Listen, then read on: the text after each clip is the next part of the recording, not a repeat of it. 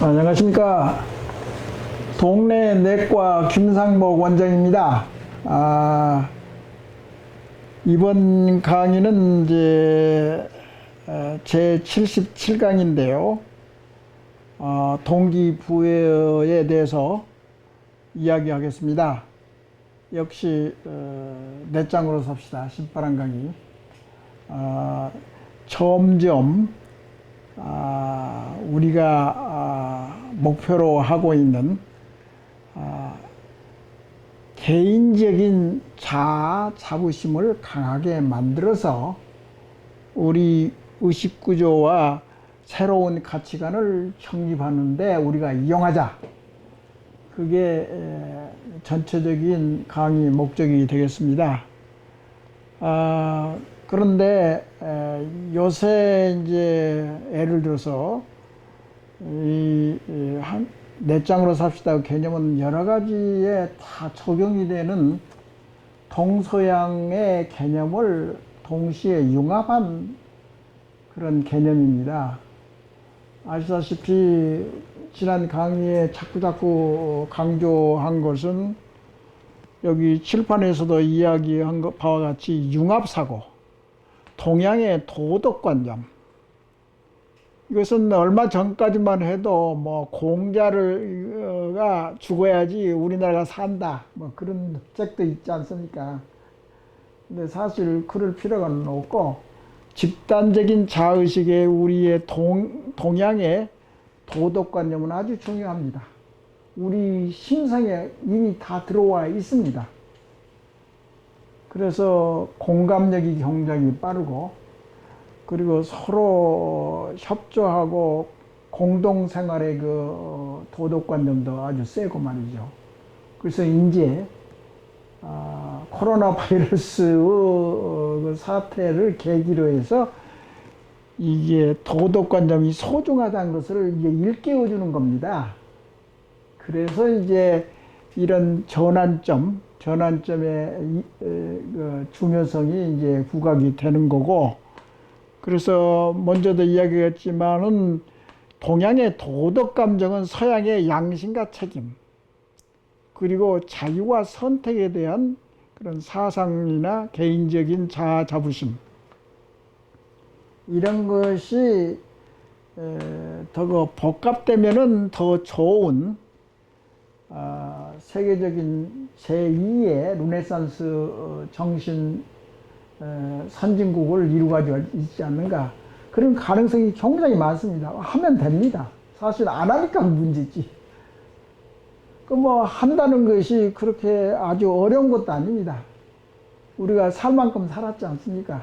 전부 다 자유스러운 국가에서 사실 우리 나라의 이제 주위 강대국들은 이제 어떤 데는 좀 불안정하고 어떤 데는 사회주의 국가에서 아주 자유에 대해서 전혀 힘을 발휘 못하는 그런 이제 국가가 있고, 근데 이제 서구나 유럽이나 미국이나 자기들도 한계에 부딪혀 왔습니다. 이런 게 왜 그렇게 어렵냐면은 자아 자부심을 너무나 폭발적으로 강조를 하니까 사람이 사는데 피곤해집니다.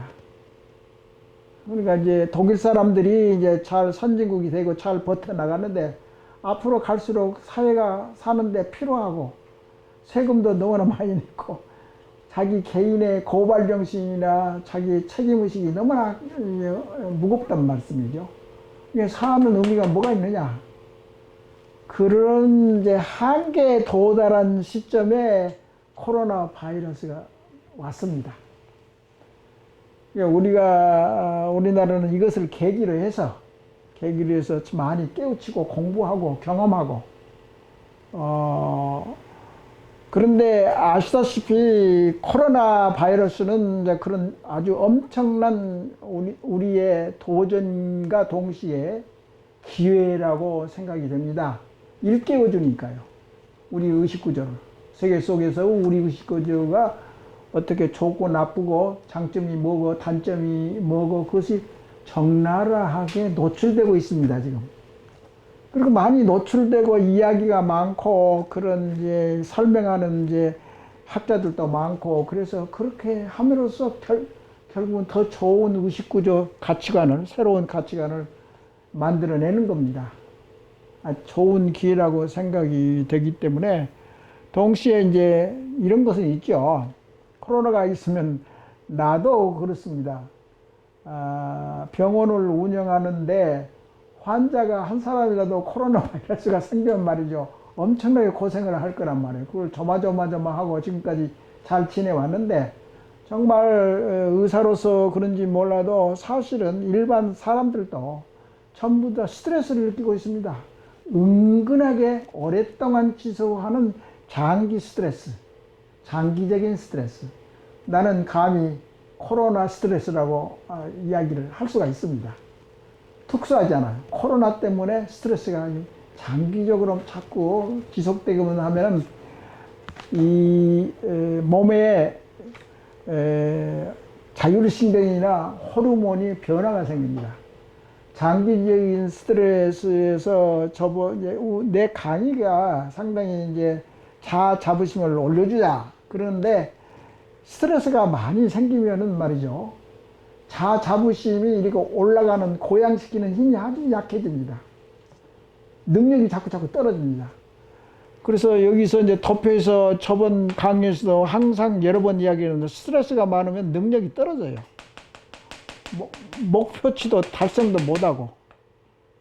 자아 자부심이나 이런 것이 높아지면은 목표에 쉽게 도달할 수 있고. 이것은 몸의 속성이기 때문에 거짓이 없어요, 이건. 누가 이런 사실을 부정할 수 있습니까? 과학적인 데이터인데. 그건 여담으로 이야기한 건데, 하여튼, 먼저 강의에서도 강조한 게, 40, 50년 전에 벌써 내적 동기란 것이 무슨 뜻인지를 이야기가 나왔고, 자기 결정성 이론에 있어서 이런 이제 자유, 선택, 행동, 책임의식이라는 이런 연결된 서로 연관된 개념이 자꾸 따라서 발전하는 것이 이제 자기 결정권이고, 무슨 행동을 하든지 동기가 있어야 되고, 동기에 이르는 결정권이 이제 각 개인마다 있는 거고, 내적 동기라는 것은 그림에서 맨날 같이 또 이야기하는 내적 동기, 외적 동기. 근데 이제 또 중요한 사실은 이제 보상, 이제 월급을 준다든가, 뭐 상을 준다든가, 뭐 감옥에 집어넣는다 한다든가 무슨 그런 체제가 보상 체제인데, 보상도 예를 들어서 그런 이제 임금 제도랄지 그런 것이 있으면 이제 할 수 없이 이제 생활하기 위해서는 일을 해야 된단 말이에요. 보상을 해야 된다. 그렇지만은 자기의 있는 실력 50%밖에 일을 하지 않습니다. 그래서 경영자들은 70%, 80%의 생산성을 높이기 위해서는 어떻게 하면 직원의 마음을 동하게 해가지고 자기 회사를 잘 굴러가게 하고 생산성 높고, 더더구나 R&D를 투자하는 회사에서는 좋은 아이디어를 내가지고 세계적인 상품을 만들어가지고 그 회사가 확장하고 발전하는 것. 그런 것을 하는 데 있어서는 인센티브가 필요합니다. 인센티브도 말이 인센티브이지, 예를 들어서 무슨 발명품을 만들면 그 직원한테 이제 포상금을 준다든가 그런 거 있지만은 결국 가서는 보상이 너무나 지나치면은 그 효과가 자꾸 감소합니다. 이게 작동을 잘 안 해요. 애들한테 아무리 공부 잘해라고 뭐 용돈을 주고 뭘 좋게 한다고 이게 잘 작동이 안 됩니다. 그런데 애들한테 공부를 잘 시키려면은 드라이브, 욕구, 내적 보상은 자기가 일을 하면서 즐거움을 찾는 거예요. 예? 놀이라고. 이게 공부도 놀이로 개념으로 생각을 할 수가 있죠. 놀이. 노는 거, 장난감을 가지고 노는 거예요. 그건 즐거워서 이게 노는 것하고 공부를 해가지고 새로운 것을 발견하고 알아차리고 이해를 하기 시작하고 창조로 생기면 쏠쏠하게 재미가 있거든요. 그러니까 거기에 또 몰입을 한다고. 열심히 또 자기 자체 스스로 공부를 한단 말이죠. 그게 진짜 교육이란 말이죠. 오래도 가고 일생 동안 써먹을 수 있는 그런 내적 보상, 이게 중요하기 때문에 이것이 이 보상이 너무나 지나치면은 내적 놀이, 창조성이 완전히 고갈이 되어 버립니다. 창조성. 이것이 너무나 지나치고 그러면 돈만으로 따지고 하면은 이게 창조성이 나오지를 않습니다. 이것을 사업가도 마찬가지입니다. 사업가도 돈만 열심히 잘 벌면 일단은 이제 성공을 했다고 생각하지만은 그렇게 발전하면서 사회에 좋은 일을 하면 얼마나 보람이 있습니까? 그 보람 있다. 딴 사람을 도와주고 저 불우한 데를 도와주고 서로 배려하고 서로 같이 살아나가는 이제 공동 생활체가 그런 여력이 있어야지 직원들도 더 일을 더 자기 스스로도 열심히 즐겁게 해주고 사회도 이제 회사도 발전하면은 사회 주위에 보상도 더 많이 나가게 하고 그런 게 기업가 정신이란 말이 있지 않습니까? 기업가 정신은 사회에 벌었던 돈을 환원하는 데서 즐거움을 느끼고 보람을 느낍니다. 그 보람을 느낀단 말이 개인의 자아 자부심이 고양됐다고 그렇게 유식하게 이야기를 할 수가 있는 겁니다. 그것은 이제 인지심리학에서도 다 자아심리학에서 다 이야기되는 건데 여하튼 이게 너무나 보상이 너무나 지나치면은 창조력을 파괴한다. 그런 것은 우리 일상생활에서도 다 이해가 될 수 있는 거라고 생각이 되거든요. 그래서 이 보상도 외부 보상이라는 것은 외부에서 인센티브가 있어가지고 외부의 자극에 의해서 외적 동기가 외적 보상을 일으킬 수 있는 것은 이제 비교 대상이기 때문에 자꾸 이제 이쪽이 이제 일본이 됐든지 여기가 한국이 됐든지 이쪽이 A라는 사람 상대방이란 말이야. 상대방이 됐든지 이건 나 자신이란 말이야. 이쪽은. 그러면 이게 뭐 옥신같이 싸우고 해봤자 뭐야 덧돌이 키재기식으로 네가 잘했네 못했네 자꾸 따지고 우리나라 국회에서나 예를 들어서 경제계에서도 자꾸 자기 이익만 따지고 해가지고 자꾸 싸우는 무슨 소용이 있습니까? 예를 들어서 내 분야는 아니지만은 이북에서 저렇게 자유가 말살되는 그런 인간 심성이 돌아가는 나라에서 중국도 마찬가지지만 그 자유가 별로 없거든요. 그런 사회에서 어떻게 창조력이 생기며 생산적이라고 할 수 있습니까? 그러면 자체적으로 자멸한단 말이에요. 그래서 좀 인간다운 인간이 살아가는 데는 역시 그 사회를 관통하는 그런 제도나 관습이나 그런 정의로운 그런 자유로운 그런 사회에 저촉이 되면 발전을 할 수가 없습니다. 그게 지난 뭐 수백 년 동안의 그 우리 인류가 경험했던 바 아닙니까? 그것은 이제 조금 비약적인 이야기일지는 모르지만은 하여튼 그렇게 중요합니다. 그래서 내적 보상은 즐거워서 하는 것이 많고 또 의미가 있고 자아 자부심이 발동할 가능성이 많고 그리고 이런 것은 학습하고 훈련하는 데서 아주 효과적으로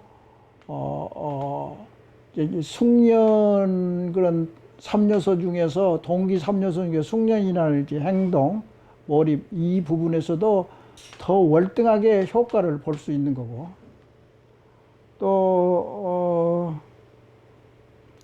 삶을 스스로 주도하게 되는 거고 새로운 것을 배우고 창조하는데 즐거움을 더 느끼게 되고 더 잘해야겠다는 본질적 욕구가 더 잘 실현이 되고 그래서 그런 경우에는 이제 교사와 부모의 지시도 잘 따르고 공부해라 하면 절대 그런 식으로 교육을 시키면 말을 듣지를 않고 효과도 전혀 없습니다.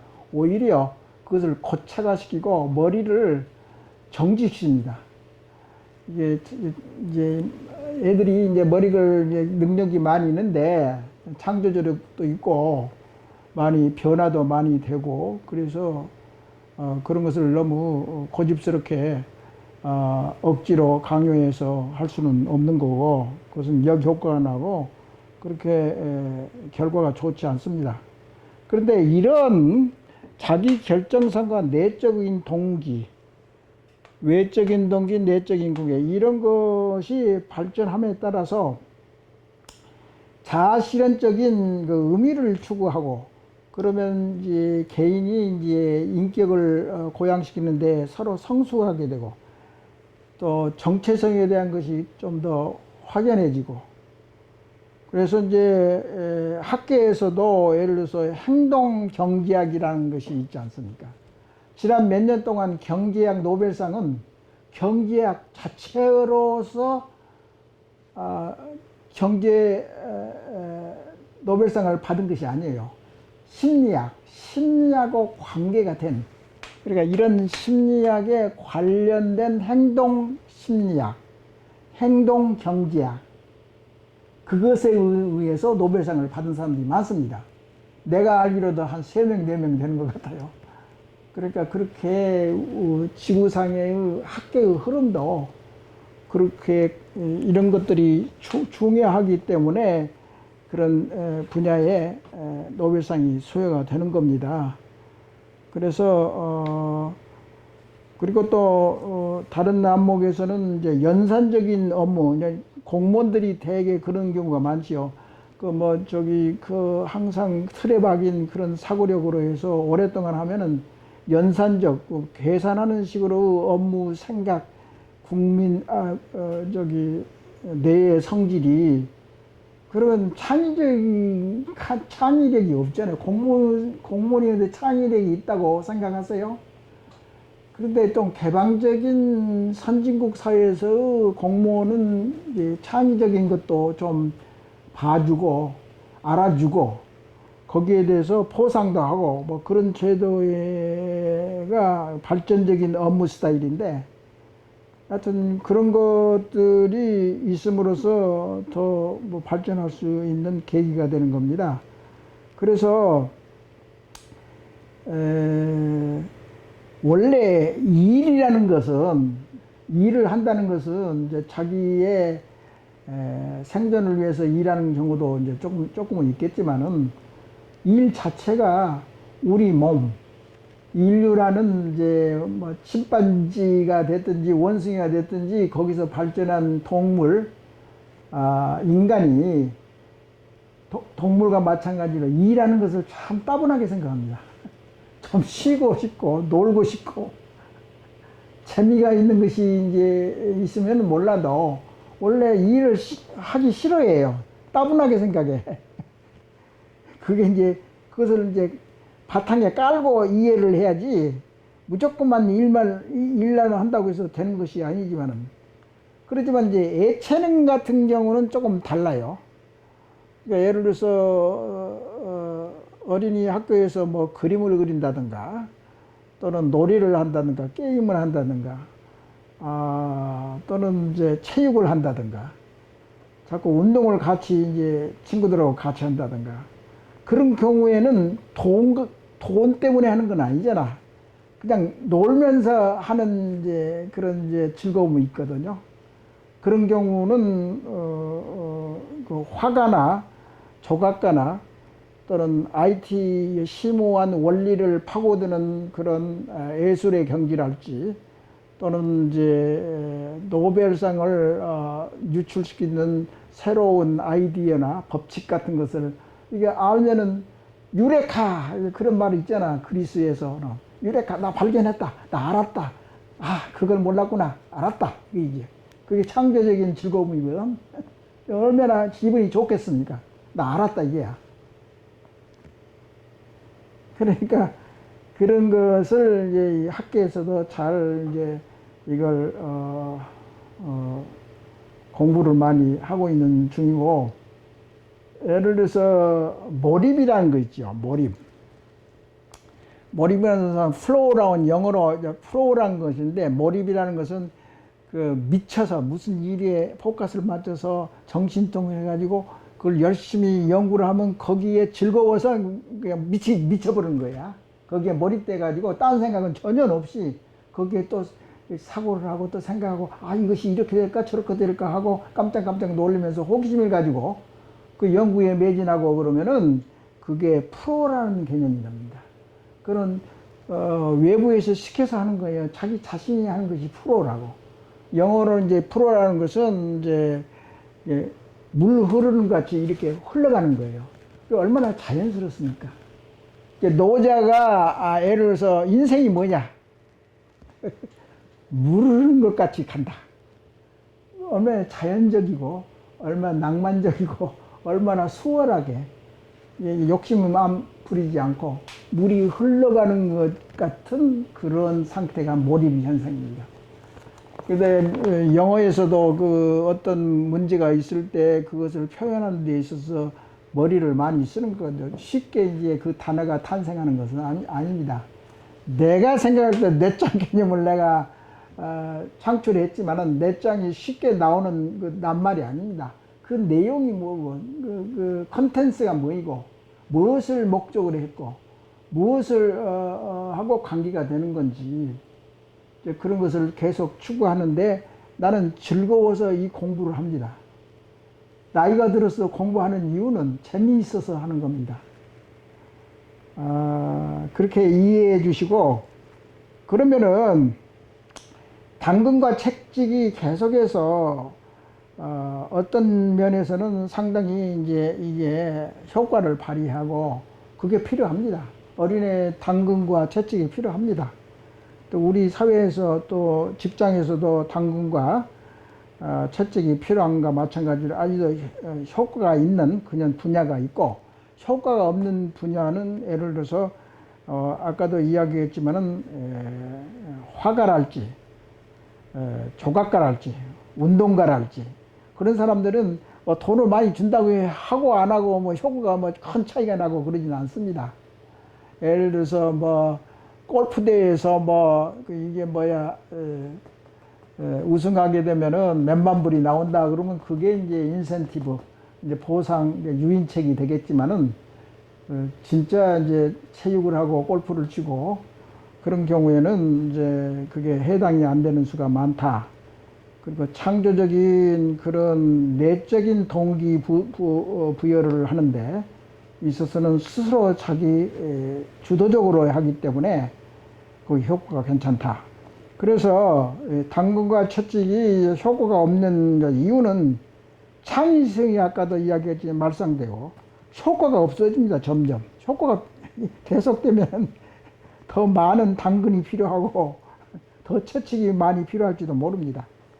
그 다음에 또 이타성이랄지 배려심이 당근과 채찍으로만 하면은 그런 이타성이 자꾸 없어지고 개인 이기주의가 굉장히 범람하는 좋지 않는 현상이 일어나고 비윤리적이고, 그리고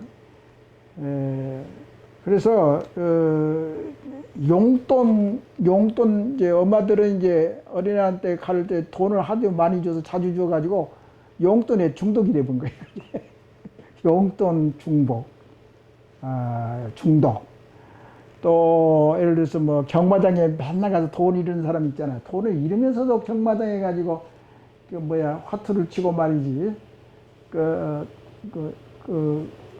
그래서 돈을 잃어본 사람도 많지만, 그러니까 그것은 이제 경마장이 이제 중독이 된 사람도 있을 거고, 그다음에 담배하고 술을 많이 먹어서 중독이 된 사람도 있고, 마약을 해서 이제 근데 즐거움 그 자체는 뇌 속에 도파민이 많이 생성이 됩니다. 그것도. 그래서 이제 스트레스도 많이 생기죠. 돈을 이제 뭐 아무 소용없이 자꾸 허비하게 되면은 좌절하게 되는 거죠. 자기 기대했던 바가 해결이 잘 안 되고, 다이어트도 뭐 금연도 마찬가지고, 그런 여러 가지 생리적인 현상, 그런 것은 양리학, 그래서 뇌에 영향을 미치는 그런 분야에서는 다 공통적으로 우리가 이해를 할 수 있습니다. 그래서 계속 그러니까 아까도 이야기했지만 당근과 채찍의 이론이 꼭 나쁜 것은 아니에요. 어떤 면에서는 이제 그게 상당히 효과가 있는 거고, 또 효과가 없는 경우에는 서로 그리고 이제 먼저도 강의도 이야기했지만 그 칭찬을 하면 뭐 고래가 춤을 추게 춘다 그런 말인데, 내 생각에는 어린이들한테 무조건적인 칭찬은 효과가 없는 걸로 되어 있고, 구체적이 아닐 때는 효과가 없는 걸로 되어 있고, 어린애 때는 그 구체적으로 예를 들어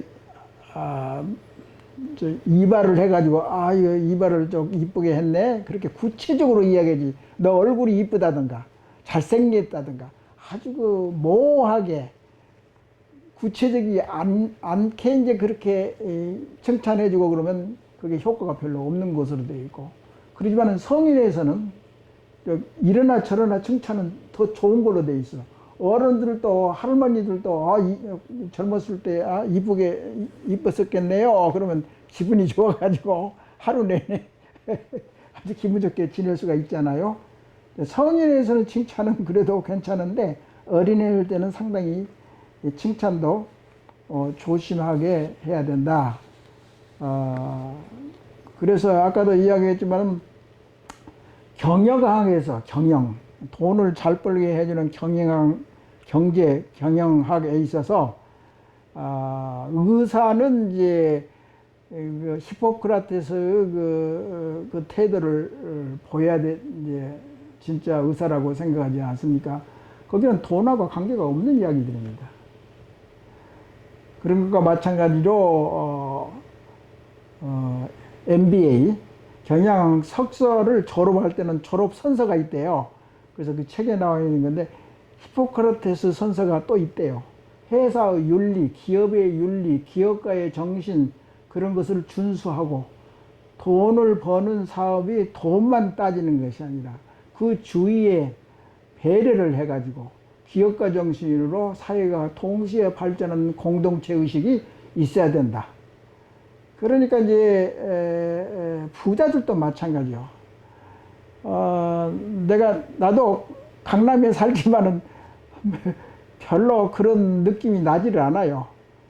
강남 사람들이 좀 여유가 있고 좀 거기에 비례해서 우리나라 전체의 모범적으로 사회를 이끌고 기득권만 욕심 부리지 말고 그렇게 해야 되는데, 그런 것이 굉장히 약해지고, 먼저도 이야기했지만 우리나라 양심이 자꾸 떨어진다고 생각하잖아요. 그런가 동시에 우리 사회 척도랄지 국제적으로도 우리나라의 삶의 질이 아주 자꾸 나빠집니다. 해년마다. 왜 그러겠습니까? 그 원인을 좀 알아야 되는데, 그런 것을 이제 발견했음에도 불구하고 진단만 내려도 대책이 별로 약해요. 국가도 그렇고 정책 입원자도 그렇고 지도급에 있는 사람들이 전혀 신경을 쓰지 않습니다. 외국도 마찬가지지만 우리나라는 더더구나 더 그런 것 같아요.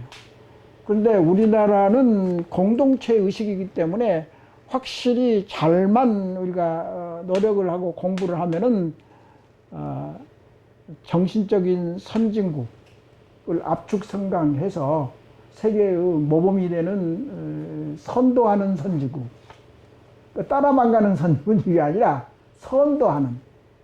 그러니까 미리 끌어당기는 거죠. 그런 지혜와 노력과 연말을 해야지 우리나라가 세계에 우뚝 서는 나라가 되지 않겠습니까? 그래서 자신의 이익뿐만 아니라 기득권을 버리고 사랑과 관심을 가지고 배려하고 공감하고, 그래서 인간의 본성이 꽃을 피울 수 있는, 목적이 있는 삶, 의미가 있는 삶, 내적인 열망이 있는 삶, 내적인 보상이 따르는 사회, 그런 것을 창출하기 위해서 계속 노력을 해야 되겠습니다. 그래서 일부 학자들은 인간의 본성의 좋은 점, 그게 경영의 세계에서 아까 이야기했지만은 경영 석사 졸업식에 히포크라테스 선서를 한다고 되어 있는데, 우리나라에서 그걸 많이 하고 있는지, 진짜로 하고 있는지, 그냥 의식 없이 그렇게 하고 있는지는 알 수 없습니다만은 부조화가 생깁니다. 우리 몸에서는 이제 가장 우리 몸의 작동 원리는 가장 민주적이고 가장 합리적으로 돌아갑니다, 이게. 그래서 교감신경과 부교감신경은 서로 모자라고 센 것을 서로 조화를 이뤄가지고 이렇게 자율신경이 자율적. 여기 나와 있잖아. 동기의 3요소, 자율적인. 그렇게 해서 자체적으로 운영이 됩니다. 그래서 바깥에서 약을 쓰지 않은 경우에도 자체적으로, 경한 경우에는 자체적으로 자율적으로 다 해결이 됩니다. 교감신경, 부교감신경 서로 조화를 이루는 거죠. 그게 일본에서는 이제 스트레스가 많은 사회에서는 자율신경 부조화증이라는 말을 씁니다, 의사들이. 우리나라는 그런 말까지는 안 쓰는데, 하여튼 자율신경하고 부교감, 그 중에서 부교감하고 교감신경이 서로 엇박자가 난다, 이제 그 이야기입니다. 그래서 하여튼 오늘 강의도 너무나 길어진 것 같습니다. 이만 그치겠습니다. 감사합니다.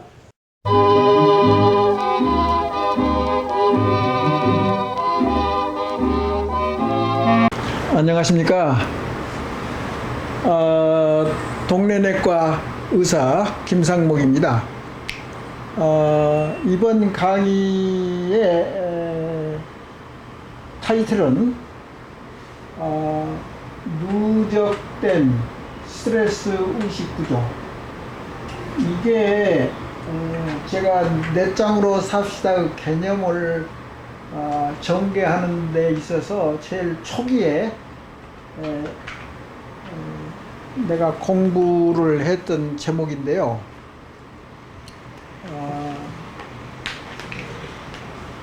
근데 이 대목은 여러 번 되풀이해서 강조해도 모자랄 정도로 아주 중요한 대목이기 때문에 저번에 강의했던 내용에 조금 추가해서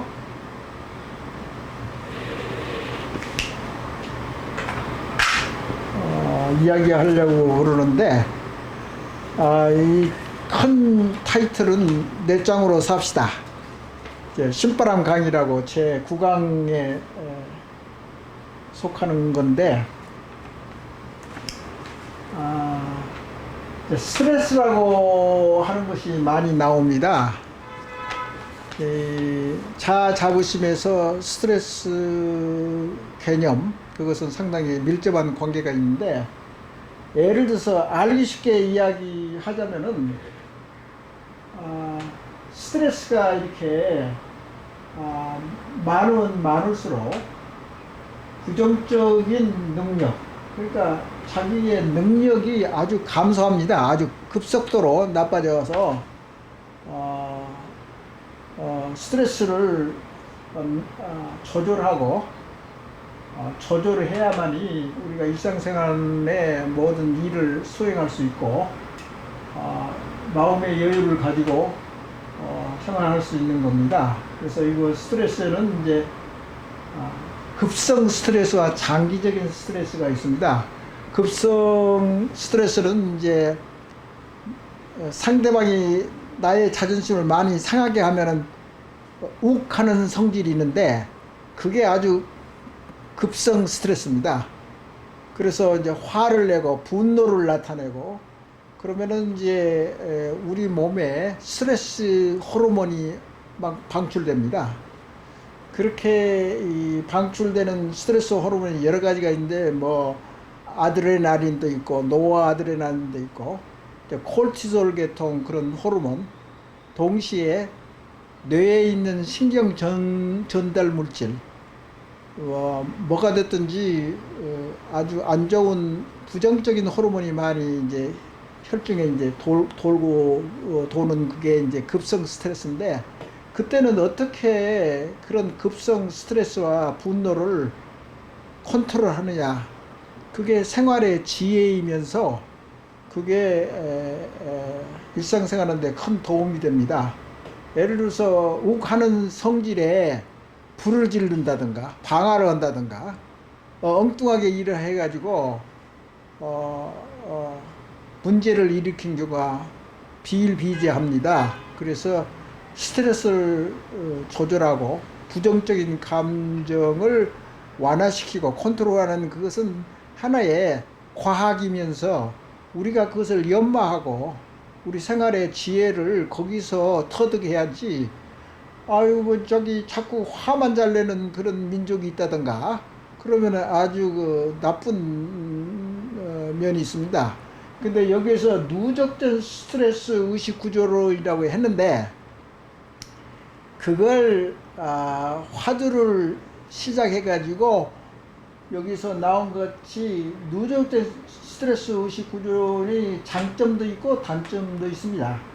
근데 이게 누적된 글을 그랬으니까 장기적인 스트레스, 장기적인 스트레스가 많이 쌓이고 쌓으면은 우리 일하는데 성취감도 못 느끼고 자꾸 무기력해지고 좌절하고, 그런 또 호르몬이 거기에 맞닿는 호르몬이 또 우리 혈중에 돌고 도는데, 예를 들어서 특히 만성 스트레스에서는 콜티졸 호르몬 같은 것이 소진이 되는 경우도 있습니다. 하도 많이 분출돼 가지고 계속적으로 하니까 이제 화병이 생길 수도 있고 뭐 그것도 하나의 그 일종이죠.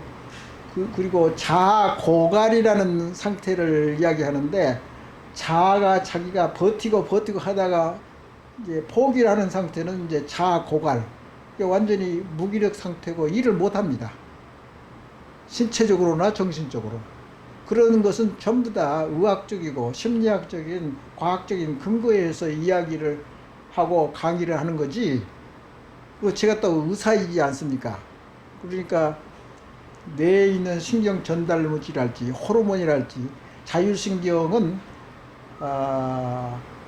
초기 강의에서도 이야기했지만은 스트레스하고 내과 의사하고는 밀접한 관계가 있고, 그리고 그런 스트레스 학문이 일상생활에서도 환자한테서 자주 나타나는 그런 문제점입니다. 그래서 저한테는 스트레스는 아주 그 친분이 있는 그런 분야입니다. 그래서 경험을 쌓고 그리고 공부를 해서 스트레스에 대한 학문만은 내가 상당히 권위가 있다고 생각이 합니다. 다시 말씀을 올리자면은 스트레스가 많으면 많을수록 자기 능력의 발현이 적을 뿐만 아니라 몸에 스트레스에 관련된 병이 많이 생깁니다. 그것은 이제 뭐 하나하나는 강론에 가서 또 이야기할 기회가 있을 겁니다.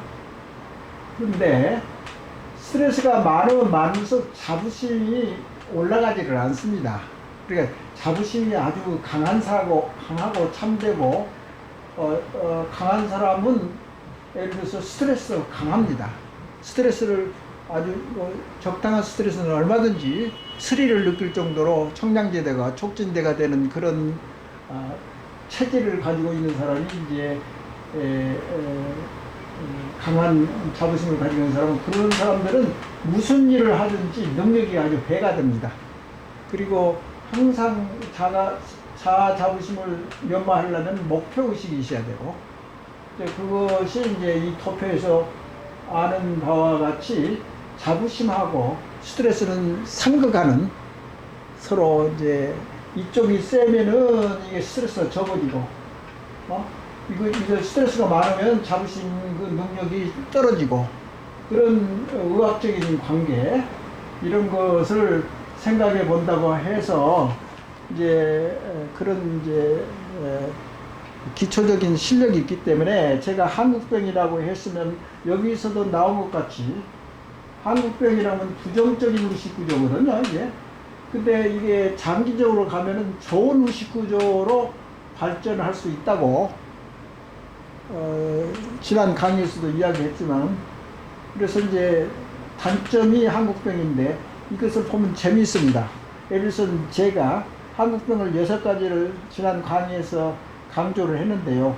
이게 강하면은, 그러니까 피해의식, 역사적 한맺힘, 억울한 거, 그리고 내부 갈등. 내부 갈등 것은 내부 한국 내에서 그 내부 갈등, 정치가 됐든지 어떤 주장이 됐든지, 그런 경우는 스트레스 호르몬이 엄청나게 많이 나옵니다. 그래서 그러면 결국은 자아 자부심의 능력이 떨어지는 거죠. 그리고 여기 이제 감정 조절, 욱하는 성질, 조급증, 이런 것들은 또 6가지 중에서 이쪽에 있는 능력을 굉장히 악화시킨다. 그래서 다시 또 강조하지만은, 이렇게 중요하다 그런 것을 다시 강조하기 위해서 이 강의를 다시 또 반복하는 것입니다. 그래서 여기서도 나왔지만 누적된 스트레스를 중심으로 해서 장점, 단점 이렇게 발전할 수 있는 거고, 나쁜 이제 의식구조가 있는 경우는 좋은 의식구도 내서 그걸 수용을 할 수가 없습니다. 그래서 그런 것을 강조하기 위해서 다시 한번 말씀드리는 건데요. 예를 들어서 이제 그 예를 한번 들어봅시다. 지금 우리나라에는 스트레스 상당히 많은 걸로 되어 있습니다. 아시다시피 경제를 발전시켜야 되지, 또 근래에 와서는 더더구나 주위 강대국에 의해서 핍박을 받고, 또 청년층에서는 실업자가 많이 늘어나고, 또 경제가 잘 안 돌아가니까 자꾸 스트레스 해가지고 노사분규, 예를 들어서 정치 간의 싸움, 그리고 상대적인 박탈감, 가치관의 혼란, 그리고 폐쇄된 사회 구조, 그 다음에 기득권에 너무 이제 무심하단 말이었습니다. 그런 여러 가지 문제로 해서 사회 기능이 아주 저하되고, 또 사회 곳곳마다 분야마다 불친절해가지고 자존심 상하는 거죠, 서로. 그러니까 그것이 국가의 프로덕티비티, 그 생산력을 아주 저하시키는 그런 겁니다. 그래서 이것을 어떻게 처방을 하느냐, 그런 처방 섹션에서 다 이야기가 되어 있는데, 예를 들어서 여러 가지 보면은 나중에도 또 지난 강의 때도 이야기했지만, 스트레스가 많고 자부심이 적은 경우에는 이 창의력도 떨어지고 의지력도 떨어지고, 도전 정신도 떨어지고 자발적인 교육도 잘 안 되고 그러니까 암기식 그런 식으로만 교육을 시키려고 하는 것도 이제 포함되는 거죠. 그리고 스트레스가 많아서 집중력과 몰입 현상이 없음으로써 해서 창의력이 떨어지면 4차 산업의 창의력이 중요한데 그게 스트레스, 누적된 스트레스 의식구조에 의해서 망가지고 또 그걸 회복하려는 능력이 자꾸 떨어집니다. 그래서 이런 것이 의식계획이나 내장운동의 핵심이라는 것을 이해시키기 위해서 다시 한번 강조하기 위해서 제 9강을 마련했으니까 그걸 잘 이해해 주시고 지도 편달을 바랍니다. 그러니까 이 정도에서 이번 강의는 마치겠습니다. 감사합니다.